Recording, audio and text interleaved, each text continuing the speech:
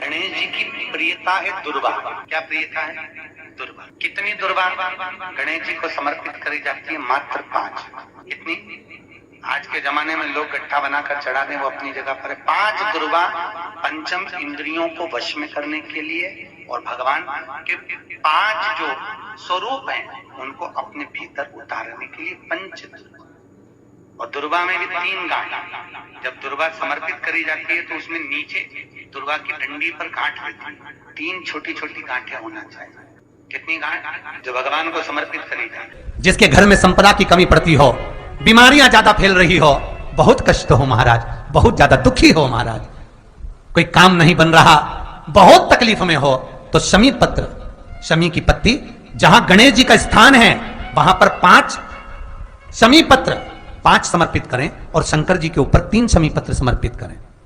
बहुत ध्यान देना, 5 शमी पत्र जहां गणेश जी का स्थान है शिवलिंग में वहां समर्पित करें, 3 शमी पत्र शिवलिंग के ऊपर समर्पित करें। 1 शमी पत्र शंकर जी की चौखट पर लेफ्ट भाग में, जाते समय आपका उल्टा हाथ, जब मंदिर से निकलो तो उल्टे हाथ पर लेफ्ट भाग में शंकर जी की चौखट पर समर्पित करें 1 शमी पत्र। और महाराज घी का दिया जहां लेफ्ट भाग में आपने शमी पत्र रखा है, मंदिर में ना दिया लगाकर बाहर की ओर जहां शमी पत्र रखा है उसके ठीक साइड में एक घी का दिया लगा दीजिए। केवल गणेश चतुर्थी से लेकर अनंत चतुर्दशी तक गणेश पुराण कहती है भगवान गणेश जी का, मोर ध्वज का, मयूर ध्वज गणेश का नाम लेकर जो ये दीप शमी पत्र चढ़ा देता है उसके घर से कभी रिद्धि सिद्धि नहीं जाती, वैभव प्रतिष्ठा नहीं जाती। कर देखो, गणेश जी महाराज और एक शंकर जी, ये 2 देवता ऐसे हैं जिन पे तुलसी नहीं चढ़ती। शंकर पर तुलसी चढ़ा दो तो व्यक्ति रोगीला होता चले जाता है, और गणेश जी को तुलसी चढ़ा दो तो व्यक्ति के घर का धन छिन्न हो जाता है महाराज। इसलिए गणेश जी के भोजन में तुलसी नहीं डलती,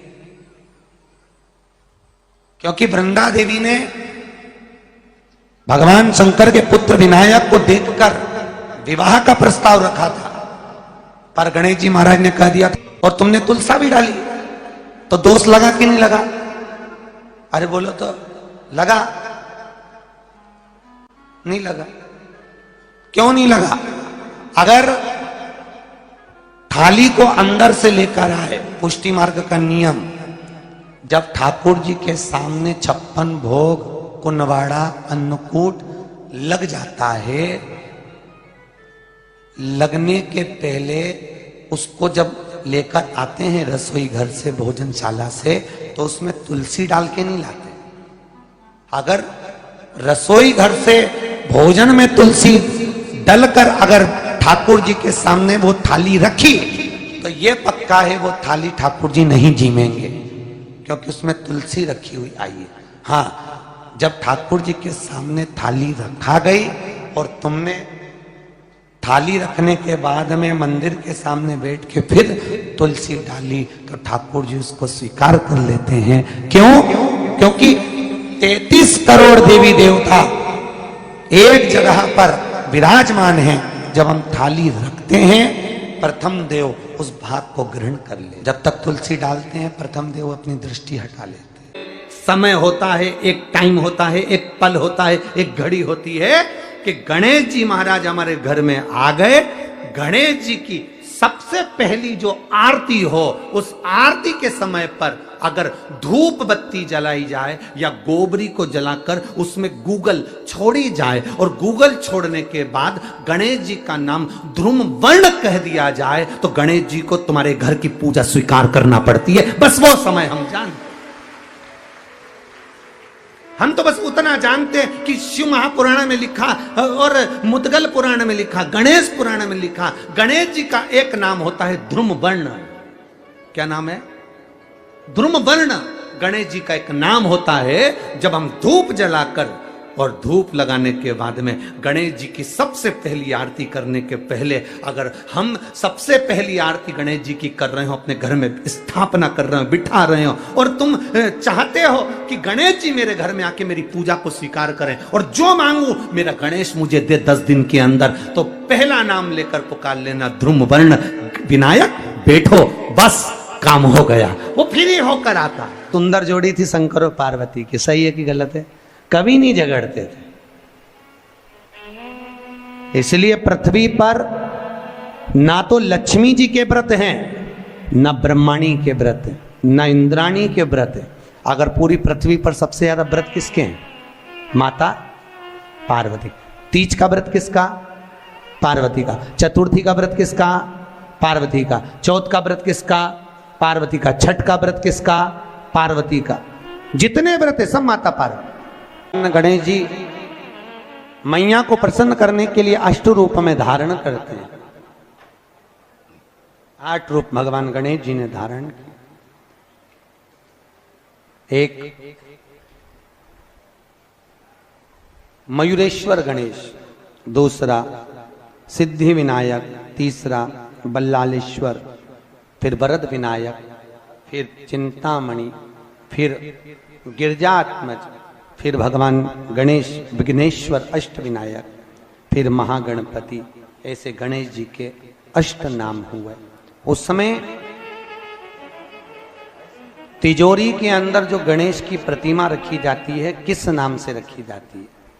तो तिजोरी में हम जो गणेश की प्रतिमा रखते हैं वो वरद विनायक के नाम से रखते हैं।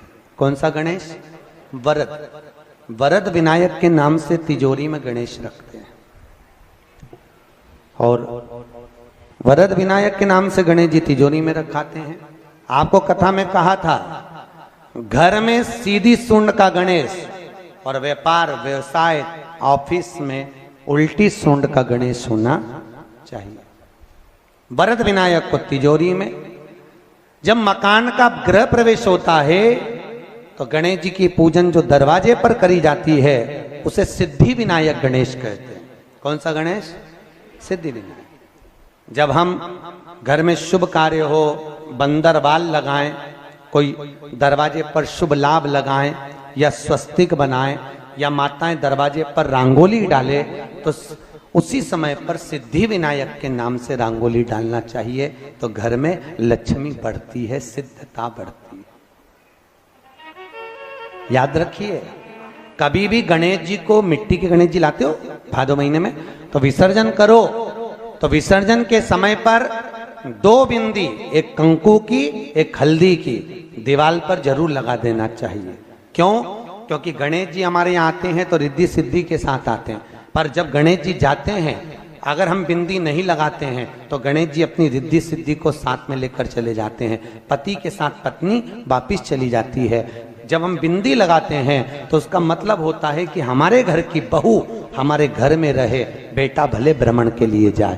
तो गणेश जी जाते हैं, रिद्धि सिद्धि घर में रह जाती है। इसलिए रिद्धि सिद्धि को घर में रखने के लिए 2 बिंदी लगाना चाहिए, एक कुंकू की, एक हल्दी। रिद्धि सिद्धि। गणेश जी की प्रियता है दुर्वा। क्या प्रियता है? दुर्वा। कितनी दुर्वा गणेश जी को समर्पित करी जाती है? मात्र 5। कितनी? आज के जमाने में लोग गट्ठा बनाकर चढ़ा दें, वो अपनी जगह पर 5 दुर्वा पंचम इंद्रियों को वश में करने के लिए और भगवान के 5 जो स्वरूप हैं उनको अपने भीतर उतारने के लिए 5 दुर्वा। और दुर्वा में भी 3 गांठ।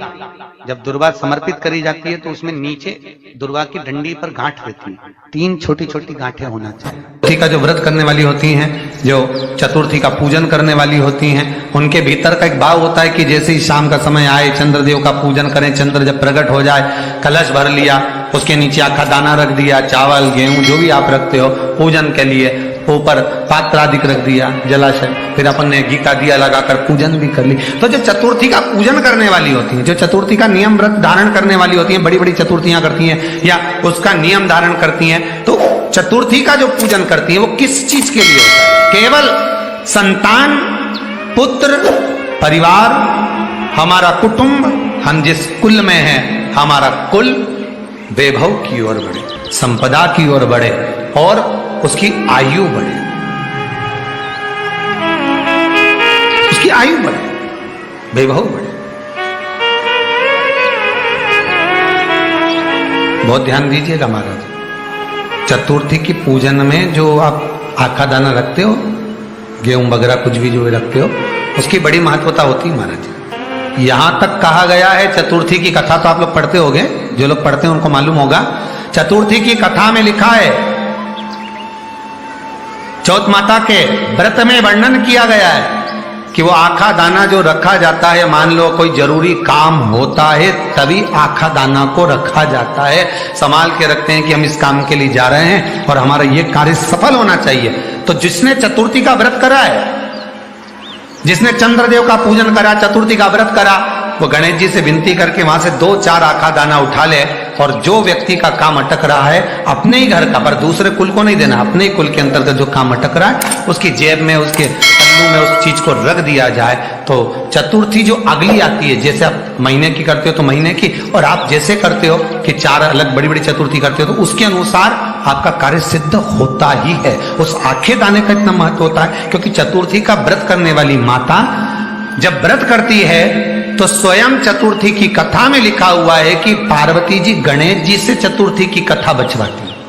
चतुर्थी की कथा बाची किसने थी? स्वयं गणेश जी महाराज ने। और सुनी किसने थी? माता पार्वती। बाचने वाले गणेश जी थे, सुनने वाली माता पार्वती थी। तो चतुर्थी की कथा जब होती है तो उसको स्वयं गणेश जी बाच रहे हैं। तो व्रत कौन सुन रही है? माता पार्वती। और आपने जो आखा दाना लिया वो गणेश जी के भाव से लिया, गणेश जी से निवेदन करके, विनय करके, प्रार्थना कर उसको प्राप्त किया।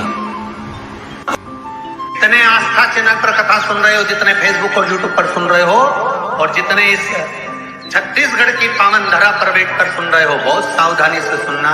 एक छोटा सा कपूर का टुकड़ा जब आरती में जलाया जाता है तो ये कपूर क्यों जलाते हैं? इस कपूर का महत्व क्या है? इस कपूर का कारण क्या है? ये कपूर है कौन जिसको हम आरती में जलाते हैं?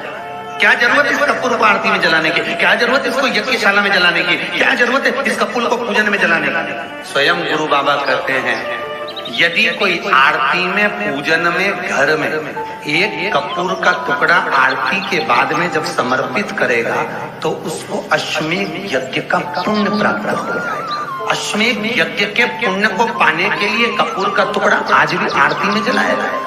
एक कपूर का टुकड़ा सुख का, इसीलिए हमारे यहाँ शास्त्र कहता है महाराज, जब आपको घर में अगर ऐसा लगने लगे कि 15 दिन से बहुत बेचैनी है, बहुत दुख तकलीफ लग रही है, कोई ना कोई बीमार पड़ रहा है, कुछ ना कुछ तकलीफें लग रही है, तो एक पीपल का पत्ता ले लो, उसके ऊपर एक कपूर का टुकड़ा ले लो, सारे घर में घुमाकर उसको दरवाजे के बीच मध्य में जलाकर रख दीजिए। थोड़ी सी जगह 20 से 25 मिनट के अंदर मकान में एनर्जी वापिस आ जाएगी, उस भवन में एनर्जी वापिस प्राप्त हो जाएगी। 20 से 25 मिनट के अंदर एनर्जी वापिस। लग रहा है कि यहाँ नेगेटिव है तो उसको पॉजिटिव बनाया जा सकता है। रात को 12 बजे शंकर जी के मंदिर में शिवलिंग पर चढ़ी हुई बेलपत्री को उठाकर शंकर मंदिर का शिखर देखकर चबा चबा कर खा लीजिए। आपके पांव के घुटने बदलने की जरूरत नहीं पड़ेगी, ऑपरेशन की जरूरत नहीं। पेटता अलमस्तता। इस संवाद के अंतर्गत ये जो संवाद आया है श्री गणेश जी महाराज ने श्री शैलम पर, कार्तिकेय महाराज की पावन धरा पर, मल्लिकार्जुन की पावन धरा पर, श्री शैलम में 3 प्रश्न श्री गणेश जी महाराज ने करे और वो गणेश जी के 3 प्रश्न आपको भी ज्ञात होना चाहिए। पहला प्रश्न गणेश जी महाराज ने अपनी माता से कहा, माँ मृत्यु लोक के अंतर्गत इस भूमि पर जन्म लेने के बाद में अगर व्यक्ति को वृद्ध अवस्था का सामना ना करना पड़े तो उसके लिए क्या करना चाहिए? सुन लेना जवान भाई, जितने भी बेटा बेटी बैठे हैं और जितने आस्था चैनल पर, फेसबुक, यूट्यूब पर सुन रहे हैं, बड़े ध्यान से सुन लेना कि मान लो कि हमें वृद्ध अवस्था देखना ही ना पड़े, उसके लिए क्या करना पड़े? तो कहा उसका एक ही साधन, राम राम रटते रहो जब तक घट में प्राण, कब हो तो दीन दयाल के भनक पड़ेगा। महाराज एक कर्म करते रहो, तुम्हारा कर्म जरूर करो, काम करते करते करते करते करते करते भी भगवत स्मरण करते। धर्म और कर्म, इन दोनों में अंतर क्या है? बोलो रे, जल्दी जल्दी बोलिए। धर्म और कर्म में अंतर क्या है? धर्म अष्ट विनायक में एक विनायक, सबसे प्रबल विनायक, अष्ट विनायक में सबसे प्रबल।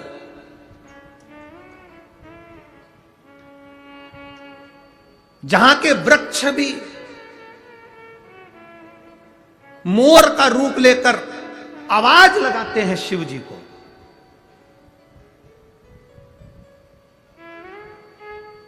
जहां की नदी